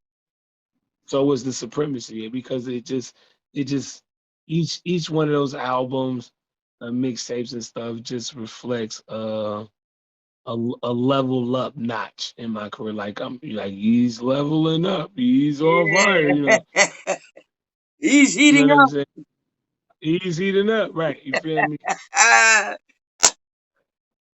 But this project, The Obsidian, is like okay, like I went back and I listened to a bunch of records one time that I had wrote, years and years ago. And all of these records were pointing me to the immortal. And I was like, yo, I was like, yo, this is some predestiny shit that you were writing. You were writing, these crazy ass messages to yourself that you were feeding yourself subliminally to create this project. And Yes. I went back and I was listening to the references of how I reference myself to the immortal or to the whole immortality thing. And then for me to later on put out a record, you would see the stepping stones in these songs and projects that would have led me to that, right? So the the creation of this Obsidian record, this record came from, you know, basically a tragedy, me almost losing my life, what I'm saying, in a car crash. But I didn't write this record. I didn't write this record. God wrote this record for me. I That's said, deep. it is. I'm telling you, Vita. I sat and I like after my accident, I couldn't rap. I couldn't think properly. You know what I'm saying? Wow. I'm like I was really fucked up. Like about like I had brain damage, brain head trauma. I had a tore carotid artery and I broke my leg. I damn near went through the windshield. Right? Wow. Yeah. Bro, Yeah, so God saved you. yeah, for sure. Yeah, I mean, no God fuck saved lie. you. No facts. Facts. Not no facts. Big Praise facts. God for that, man. So it's like, I was, healing up, getting myself right, trying to get myself right as much as I could. So, I was getting beats sent to me by, my peoples, and I was like, shit, I I wanna rap. I can't fucking rap. My mind won't bend and twist the way that I bend it and twist it to create this shit. Was it frustrating feeling? Yeah, it was ridiculous. It was ridiculous, man. It was like, man, it was like, imagine I say an apple. Hmm. Right now in your head, you think you thought of what an apple was. It came in your head, boom, right? Shit like that with me would like it would crumble in my head. It would it would come together and then crumble. Wow. But I had prayed on it. I was like, yo, look, guys, you didn't bring me back, for me to be here all desolate and fucked up. Right. Help me with this. Help me with this. I was like, you you can say whatever you want to say on it. Just let me say a little bit of what I want to say on it. Right? Right. This is my deal. I said, deal, guy. We got a deal. Now, a month later after that, like all while I was trying to write, man, I'd be getting my headaches. Every time I'd be trying to just put bars together, just wouldn't happen. So like a month later, I basically started writing, and I just didn't stop writing. And it was like what was so crazy was I would write these songs, and I wouldn't get, my head wouldn't be hurting, but I knew it was like I knew what limit to push the shit, right? So I might even feel like I could write 2 songs today, Yeah. and then I would get them out. You get what I'm saying? Yeah. I didn't push it. You know what I'm saying? So Hell um, yeah. Well, that the dude, the that's a one of those stories that's a motivational story in itself. Just hearing how you almost lost your life and that you were saved, and how you had to kind of rework your brain to learn to make yourself rap again. But here you are rapping just like you just rapping better than ever. it took a while. You know what I'm saying? It took a while, and it definitely, man, had me in a in a state where I was like, yo, man, I'm gonna just be like not able to do shit. Like I'm gonna be just like unable to do nothing. You know what I'm saying? But by the grace and by the glory, I got healed up, and I was able to be blessed to start writing this album and Right, not stopping, and then be able to tell the story that I'm blessed to tell within these songs. right, And you know what I'm saying? It to make sense, it to be, what it's gonna be. Like this is one record that I would love to make a gajillion dollars off of, because that means that everybody has heard it and right, everybody liked it and everybody bought it. But I know that that is something. I know that that is something stretched in a lot of things, but for what I know, the talent that I got, and what I know is on this record, I think it's a phenomenal project, and I think that anybody that knows me and know what I've been through or had even caught a whiff of it, and even if they don't know, they're still gonna be drawn in by the pure and utter unadulterated hip hop that I'm giving on this album. Yeah. This album is this album is a triumph album. It's more Obsidian is a triumph album that I just happen to be talking about how I overcame.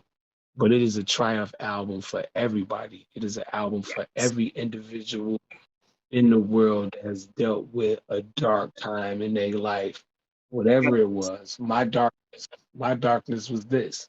Their darkness may be that.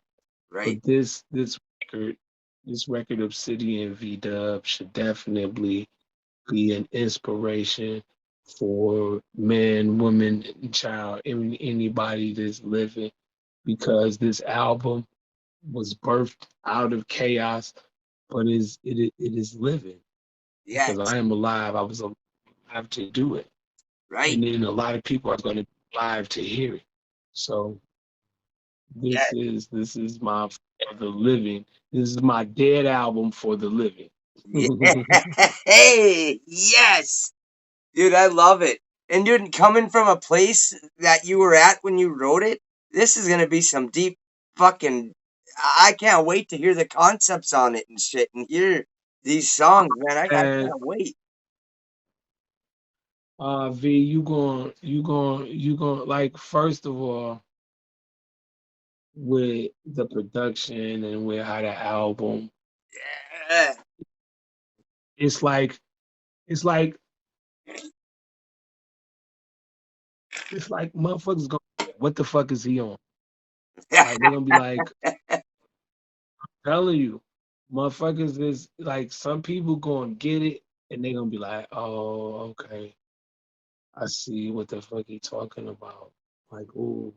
And then some people is gonna be like, oh yeah, that's cool. That's some slick shit he was just saying. Oh, that's fresh. This and that. And some people are going to be looking like in amazement, like, wow, I Yeah. never looked at shit. I didn't look at this shit like that. I didn't think Right. this, and that's what I want to do with my music.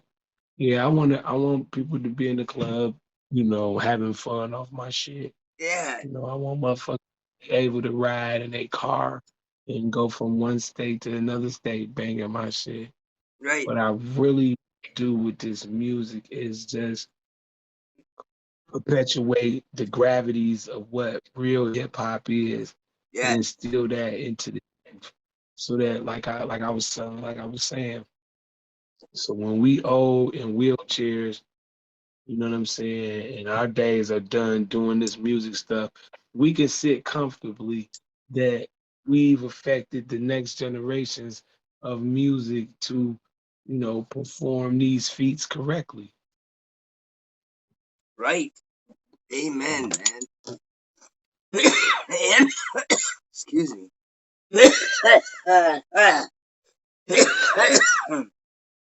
Amen to that. And we need Yeah, more guys like you respecting the game like that and actually making stuff that makes a guy want to sit there and listen and hear like, wow, this guy went through this. Man, this, maybe I didn't go through the same thing, but I understand that pain he's talking about because I went through this. I can relate. And I like that the most with like this shit that I can relate to in music or where I feel like my life is kind of paralleled theirs in ways where I'm like, man, I feel like they get it like I get it, or like they feel like the same shit I felt, and it helps me connect. So yeah, yeah, that's dope. yeah, yeah.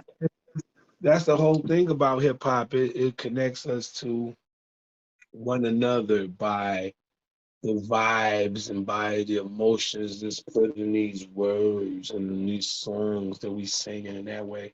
Everybody is able to feel. That's why a person can feel where you coming from. That's why a person can say, yo, they feel exactly where you like. I feel what you're talking about. I feel that Right, because they themselves has either went through it, they've experienced, somebody experienced. They either got it first, second, and third hand almost. You know what I'm right, saying? Or just as close as next door. So and that's why when we craft these songs, so people can can feel it. So people can understand. And then the one thing about us is, also if you can't understand it, it ain't for you. Everything ain't Right. for everybody. So Right. Absolutely. mhm. Oh yeah. Um, I'm almost done with the questions here and Yeah, everything. I know I've kept you on for quite a while here and everything, but man, we just we blowing. We have to get ready to go and support some of my people tonight at the club. You know what oh I'm yeah. saying? I was already in the lab and shit blowing before I ran into you. You know what I'm saying? I was already on some, extra high guy, my guy shit. These were right. We was going some other shit. So then I sat out here and did the shit with you, and then I'm on from blowing again. And now I'm on some other extra high guy, my guy shit. Then I'm probably gonna leave, go there and see them shit, and be on some super high guy, my guy shit. You feel me? So, but it's all good. Um, Yeah. just want to, before we get off, Dub, I just want to thank you for having me on the show. You know what I'm saying, and being able to just to speak on, and have this conversation on this platform. I also want to shout out, what I'm saying, my family, my wife, my moms, my kids. You know what I'm saying? I want to shout out the hood, Highland Park, Detroit, East Side, West Side, whole 3 hip hop music industry. I want to shout out all the entertainers in the hood, you know what I'm saying, the comedians, the poets, you know what I'm saying, the dancers, the painters. Y'all get love from me to the actors. You know what I'm saying? And shout out to Subway Records, Mama Shoe, Big Roy, Avalon Village, the city and it's coming. Shout out to Rob Shorts. You know what I'm saying? Shout out, you know what I'm saying, to all the artists, all the producers that, help with me to, build this monumental album and record that's about to come out to y'all, you know what I'm saying? And glory to God, shit. And I see y'all motherfuckers when I see y'all. Yeah. Oh, and I just wanted to do a little shout out too. Before we hang up, shout out to our homegirl over in the UK, Shady's Beats. Gotta give And her a Shady shout Beats. out. Oh, yes, yes. Shout out to Shady Beats. Oh shit, happy birthday, my dog Guilty Simpson. You know what Yeah. I'm saying? Hey, you already know what the fuck, Hell we yeah. doing that. Shout out to everybody, motherfucking. You got an Instagram and a motherfucking Facebook. Shit. Hell yeah. Hell yeah. Thank you, brother, and God bless you. Thank you for coming on the show. And hey, you always got an open spot on my show anytime you want to be on here. And when Hey, you got yo, that, yeah, when that record drop, yeah, I'll be back. I'll be back, and then we could play that. We could play that shit, and then we could be comparing. We could be like, you know what? Go to number 5. Play number 5. yeah, Yeah, okay. And then we could get motherfuckers to call in or something, and tell us how they feel about the records too. You know what I'm saying? Thank you yeah, again for having me, for sure, Super brother. MC, gentlemen. God bless. Have a good night, brother. You too, V. Thank you. Yes, that was dope as hell. Go, go, go, go, go, go. Super cool, super chill. Dude has a lot of knowledge and is very wise, very intelligent. I can't wait to have him on the show again sometime. And you know this, man. If you'd like to contribute to the Honor Show and help us grow, I'll put my Cash App and PayPal handles up right after this. And thank you very much. God bless. Thank you for watching.